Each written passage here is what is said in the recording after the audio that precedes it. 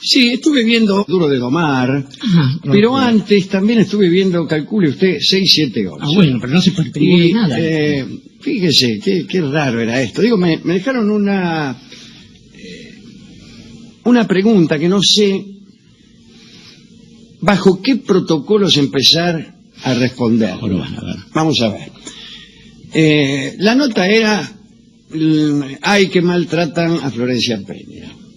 Bueno, entonces, efectivamente, hay un programa que se llama Desayuno, no sé qué. Sí, ¿no? Desayuno americano, sí. Un reportaje a Flor Peña. Entonces los tipos le preguntaban, che, dice, ¿qué siente usted después de haber hecho un programa tan malo como el que hizo usted? Bueno, cosas así. Flor Peña se enojó, esas cosas. Y eso no quiero hablar de eso, no importa. Sí, esa es la anécdota. Esa es la anécdota. Pero entonces empieza a defender, no sé, Cabito, enardecido a Flor Peña, con toda razón, ¿cómo puede ser? Bla, bla, bla. Y dice, efectivamente tiene poco rating el programa de Flor Peña, pero entonces, dice Cabito, ¿qué pasa con tantos grandes escritores que han tenido poco rating, o que no han vendido muchos libros, o que cuyos programas de televisión no son como el de Tinelli? Quiere decir, después de todo, nada garantiza el número, dijo audazmente Cabito. Y entonces después, al rato, alguien en ese mismo escenario y ante el mismo tema, dice que la presidenta acaba de consagrarse con más del 54% de los votos. Entonces yo pensé, no que hay una discordancia, yo creo que no la hay, pero hay que explicarla, porque si no el que está escuchando dice, ¿cómo? Para ver a Flor Peña no importan los números. Y en cambio sí, o sea, importan los números cuando ganamos y cuando perdemos no. Podría decirse eso. No sin alguna razón podría decirse. Pero aquí es cuando hay que diferenciar, cosa que no se hizo lamentablemente en ese foro, cuál es el sentido del número en la democracia y cuál es el sentido del número en el capitalismo, en el mundo de los negocios, si usted quiere.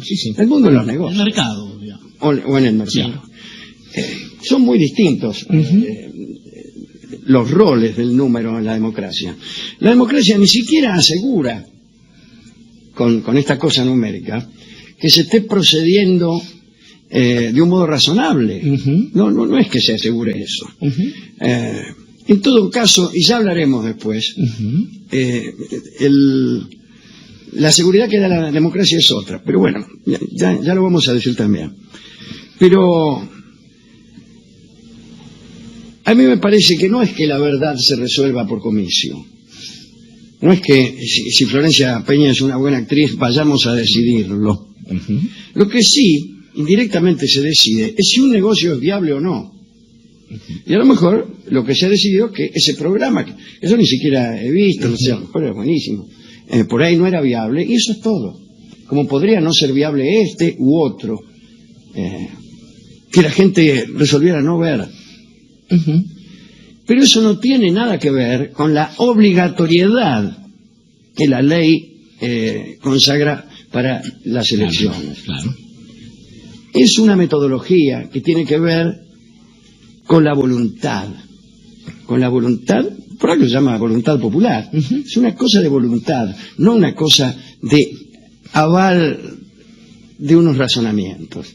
Debo tener razón porque el 54% de las personas piensa como yo, dice el tipo que votó a Cristina. No, nadie te dice que tengas o no razón. Solo hemos acordado que ocupará el rol de presidente o de presidenta la persona que más votos obtuviere. Es decir, es un acuerdo previo y tiene que ver con la voluntad. Somos más los que queremos esto y entonces lo haremos. Pero nadie habla ni de virtudes ni de razonabilidades. Es decir, los temas se pueden seguir discutiendo por más 54% que uno haya sacado, etcétera.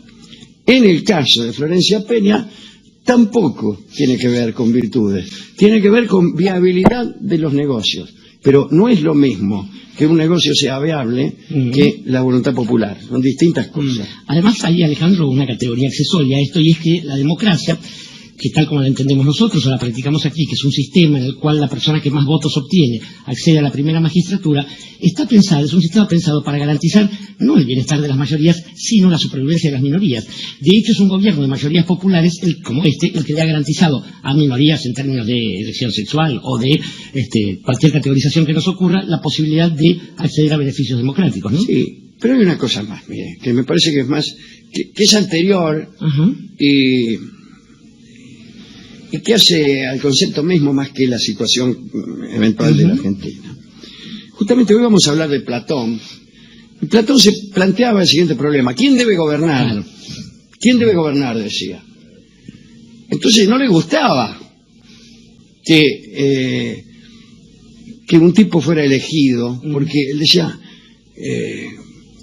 y si el tipo que elige la mayoría no es bueno, él también confiaba en que las mayorías eran perfectamente ígnaras y que no tenían la posibilidad del buen juicio. No importa. ¿Quién debe gobernar ante ese caso? No podemos confiar en esta tiranía del número. ¿Qué pasa si la mayoría elige a un incapaz, etcétera? Y seguía preguntándose, ¿quién? Y entonces contestaba él mismo, un filósofo, un hombre iluminado, etcétera, etcétera.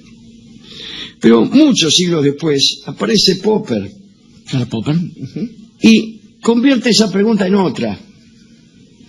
No es quién debe gobernar. ¿Qué podemos hacer nosotros para estar a salvo en caso de que nos gobernara un insensato? Y entonces ahí aparece la primera y más fuerte condición que tiene la democracia, que no es la de elegir por mayoría, sino la de elegir a intervalos regulares, la de poder renovar la elección, la de poder, en caso de ser gobernado uno por un insensato, no votarlo la siguiente vez. Claro. Y eso es más importante que tener una unanimidad fuente ovejunesca. Tuvo que venir Popper para aclarar el asunto de Platón, y cuanto más popperiano se vuelve uno, más insensato nos parece Platón. ¿Qué es esto del filósofo? Bueno, pero de eso vamos a hablar dentro de un rato. Digo, estas cuestiones no fueron, estas salvedades no fueron hechas en el programa. Entonces, yo dije, es posible que yo mismo plantee esta cuestión. ¿Cómo es esto? ¿Cómo ganamos cuando votamos a Cristina y perdemos con Florencia Peña? ¿Por qué cuando perdemos decimos, no, en esto no tiene nada que ver el rating y en lo otro sí?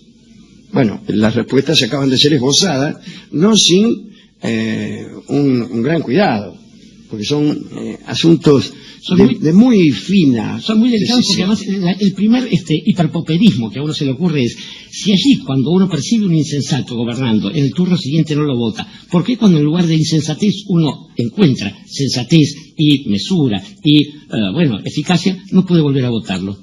Y podría ser porque ese es el acuerdo que hemos tenido. Ese es el acuerdo que hemos tenido. Así como nos hemos puesto de acuerdo en que iba a hacerse cargo del gobierno aquel que obtuviese más votos, también nos pusimos de acuerdo en que esto no podría repetirse. De manera que el sostén de los acuerdos es una tercera cosa que también define a la democracia. Pero, me inquieté mucho en 6 Sí, lo veo. Además, modificar los acuerdos también lleva un tiempo, digamos, que supera otro mecanismo. Porque la otra calamidad es que uno no pueda deshacer acuerdos realizados allá en los albores de la historia. Entonces, ¿qué significa esto? ¿Que no hay posibilidad de modificar nada? No. Tiene que haber también una posibilidad de modificar los acuerdos. Pero todo esto debe ser hecho con un gran cuidado e insisto, con unos protocolos bien claros. Claro, y por ahí no ciñéndose tanto a modelos. Fíjense que nosotros tenemos un modelo claro como fue la Constitución de 1776, la de Filadelfia, de los Estados Unidos, pero no tomamos el asunto de las enmiendas, que son los que incorporan modificaciones al acuerdo básico con más facilidad, ¿no? Así es. Las enmiendas de la Constitución americana son hoy mucho más importantes, que el texto al menos en volumen, que la Constitución misma. Bueno, discúlpeme usted, pero esta perplejidad le sobreviene al telespectador de Duro de Domar y de 678. En Duro de Domar repitieron la cosa, pero no son menos moralistas quizás, ¿no? Claro, está bien. Entonces, ¿qué? ¿No les importó? No les importó. Claro. En eso consiste la virtud de Duro de Domar, en que no les importa mucho. Sí, es más cómodo también sobrevolar por los acuerdos, porque si tenemos todo el tiempo acá arriba de la mesa los acuerdos. Sí, pero no es el tema. El tema era si uno podía preguntarle a Flor Peña por qué el programa, claro, si era legítimo preguntarle acerca del programa. Por ejemplo, si es legítimo preguntarnos a nosotros por qué no viene nadie a ver este programa. Si es legítimo preguntarles a ustedes ¿qué otra cosa nos van a preguntar? Caramba.